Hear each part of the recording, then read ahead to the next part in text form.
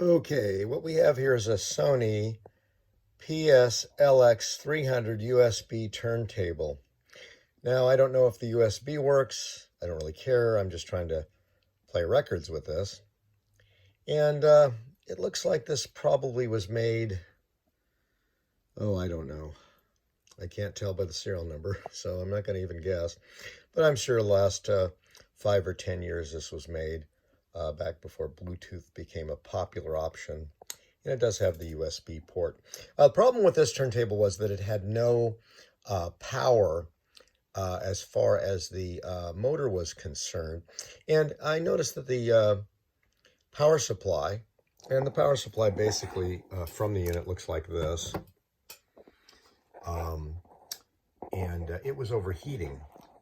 So I assumed maybe the power supply was bad, so I was going to, highly unlikely, but I went and changed it out with a Audio-Technica turntable. Yes, this turntable is made by the same people who make the popular Audio-Technica entry-level turntables, so it uses the same power supply, same circuit. Okay, now, when I did that, of course, here's the motor it came with, and the motor was the problem. It doesn't work. No power. I'm assuming that possibly this component here burned out, more than likely, and that was causing the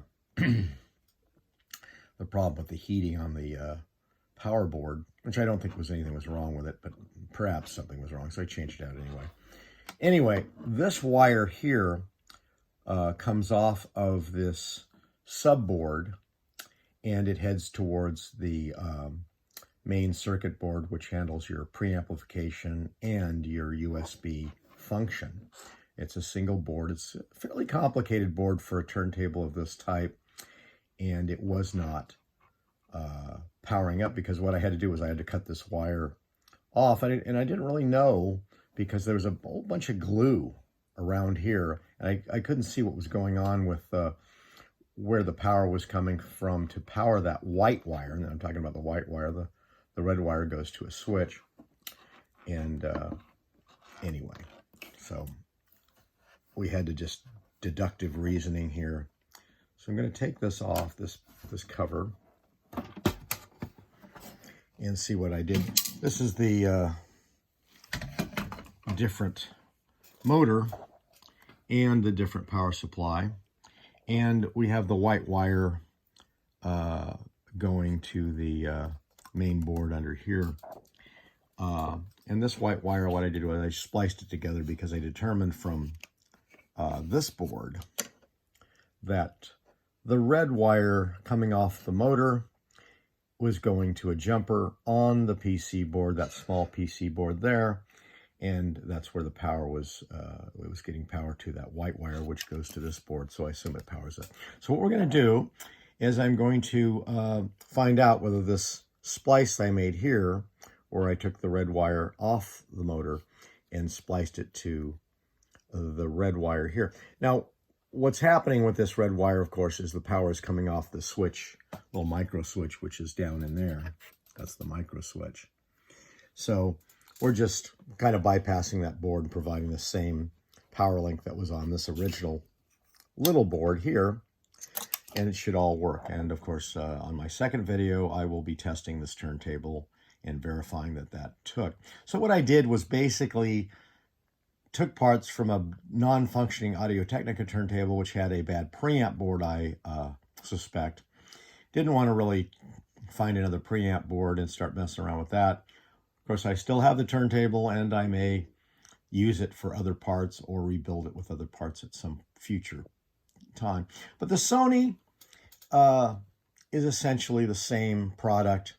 It's a little wider body than the Audio-Technica, but essentially the same. So it all should work because we did get it to work. But unfortunately, and I think this may be something you're going to find with every one of these Sony turntables, is that when you use the board in the pass-through mode, meaning you're just using the cartridge voltage and going direct to your preamp, which may be in your receiver, or you may be using an external preamp.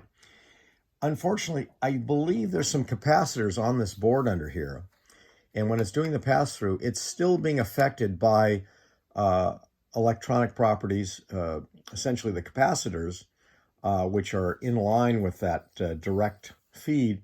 And those capacitors may be interfering with the audio quality slightly. I don't know why they did that, but I think it seems to cut off the highs, and it makes the whole musical soundstage sound rather muddy. So hopefully this will solve the problem. We'll go back to using the preamp here and taking that and putting in our regular auxiliary input on whatever amplifier we're going to use. So let's see how that works out in my next video.